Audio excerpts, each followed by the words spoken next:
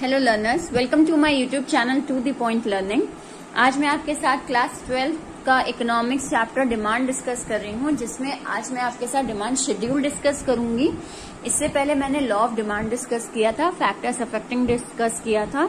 तो आज स्टार्ट करने जा रहे हैं हम डिमांड शेड्यूल। तो डिमांड शेड्यूल होता क्या है? It is a tabular statement, यानी एक टेबल फॉर्म में अगर हम डिमांड और प्राइस के बीच का रिलेशनशिप दिखाएं तो वो चीज होती है demand schedule. It is a tabular statement that shows different quantities of commodity that would be demanded at different prices.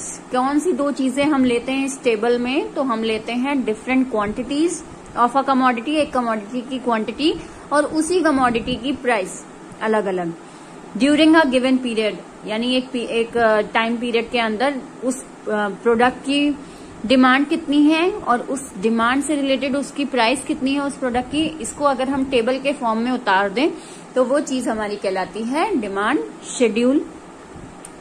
दूसरा देखते हैं हम टाइप्स ऑफ डिमांड शेड्यूल। कितने तरीके के डिमांड शेड्यूल होते हैं? तो दो तरीके के डिमांड शेड्यूल बनते हैं हमारे। दो टाइप्स के होते हैं, individual demand schedule and market demand schedule. One by one इनके बारे में देखते हैं कि ये दो चीजें क्या हैं। पहला आते हैं इंडिविजुअल डिमांड शेड्यूल। तो इंडिविजुअल डिमांड शेड्यूल का मतलब होता है इट इज द टेबल, क्योंकि टैबुलर है, यहाँ पे टैबुलर स्टेटमेंट ही हम डिस्कस कर रहे हैं। It is a table which shows various quantities of a commodity that would be purchased at different prices, यानी कि कितनी क्वांटिटी ऑफ डिमांड या कितनी क्वांटिटी ऑफ कमोडिटी हम परचेज करेंगे अलग अलग प्राइसेस पर by an individual household, किसी एक आदमी के द्वारा या किसी एक हाउस होल्ड, एक परिवार के द्वारा एक प्रोडक्ट की क्वांटिटी अलग अलग प्राइसेस पर कितनी डिमांड की जा रही है, अगर उसको हम टेबल के फॉर्म में ड्रॉ करें तो उसे हम कहते हैं इंडिविजुअल डिमांड शेड्यूल, यानी एक आदमी का डिमांड शेड्यूल। अब इसका चार्ट कैसे बनता है या इसकी टेबल कैसे फॉर्म होती है? तो बहुत आसान तरीके से होती है। इंडिविजुअल डिमांड शेड्यूल हम डालेंगे, हम एक प्रोडक्ट ले लेंगे। अगर क्वेश्चन में मेंशन है कि ये प्रोडक्ट लीजिए तो आप वो प्रोडक्ट लेंगे, अदरवाइज आप इस तरह अपने मन से कोई भी प्रोडक्ट ले सकते हैं। एक तरफ लिखना है हमें प्राइस, और प्राइस किस फॉर्म में है, यानी रुपीज में है, डॉलर में है, किस में है वो लिखना जरूरी है, और पर केजी यानी कितनी क्वांटिटी के लिए ये प्राइस सेट की गई है ये चीज लिखेंगे। एक तरफ लिखेंगे क्वांटिटी डिमांडेड, वो क्वांटिटी डिमांडेड केजी में की जा रही है, ग्राम में की जा रही है, या फिर 2 केजी में की जा रही है, जिस भी यूनिट में की जा रही है वो यूनिट हमारा लिखना जरूरी है। फाइन, ये दो चीजें हम लिखेंगे और क्वेश्चन में हमें ये सारी चीजें मेंशन होंगी। अगर नहीं मेंशन है तो अपने से बना के हम इमेजिनरी फिगर्स ले सकते हैं, कोई दिक्कत नहीं है। कई बार केवल सिर्फ आ जाता है draw individual demand schedule for rice, तो उस केस में कोई जरूरी नहीं है कि आपको ये जो हमने यहाँ पे डिजिट्स ली हैं ये डिजिट दी गई हों, नहीं दी गई हैं, हम अपने मन से इमेजिन कर लेंगे। तो यहाँ पे इसको समझाते हैं एक आदमी का डिमांड शेड्यूल कैसे बन रहा है।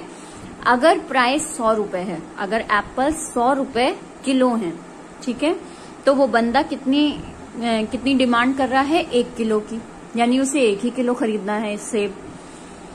अगर प्राइस नीचे घट जाता है और प्राइस हो जाता है 90 रुपीज पर केजी, तो वो 2 किलो खरीदने लगा। क्यों खरीदने लगा? क्योंकि पहले 100 रुपए बिक रहा था सेब, अब 90 रुपए बिक रहा है।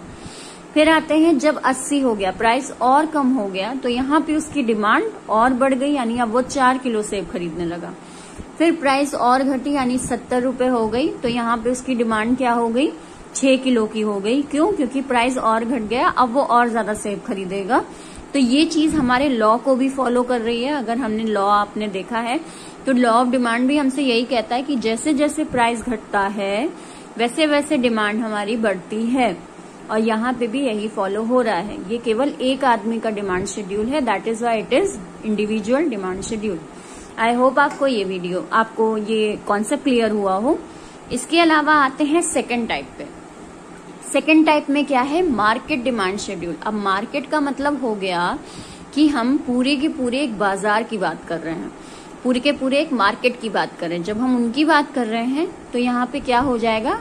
It is a table which shows various quantities of a commodity that all the buyer are willing to purchase at different prices during a given period of time. पूरी डेफिनेशन वही सेम रहेगी, बस क्या चेंज हो जाएगा, वहां पे हमने पढ़ा था इंडिविजुअल बायर या हाउस होल्ड बायर या इंडिविजुअल हाउस होल्ड पढ़ा था, यहाँ पे क्या हो जाएगा, ऑल दी बायर हो जाएगा। यानी हमारे सारे के सारे कस्टमर जो हैं वो कितने क्वांटिटी खरीदना चाहेंगे अलग अलग प्राइस पर, अगर उसका हम टेबल बना दें तो उसको हम कहते हैं मार्केट डिमांड शेड्यूल।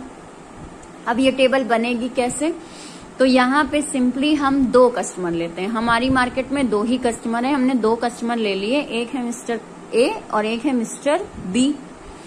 प्राइजेस हम लेंगे, यहाँ पे भी वही चीज है, इमेजिनरी फिगर्स ले सकते हैं, प्रोडक्ट हमारा वही रहेगा एप्पल्स।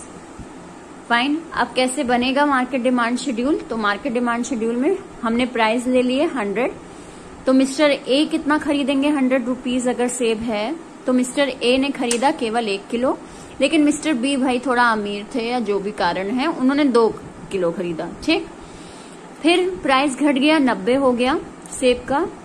ए ने 2 किलो खरीदना शुरू कर दिया और मिस्टर बी ने भी क्वांटिटी अपनी बढ़ा दी भाई, क्योंकि प्राइस तो कम हो गया तो क्वांटिटी बढ़ेगी ही, डिमांड बढ़ेगी ही, तो इन्होंने 3 किलो खरीदना शुरू कर दिया।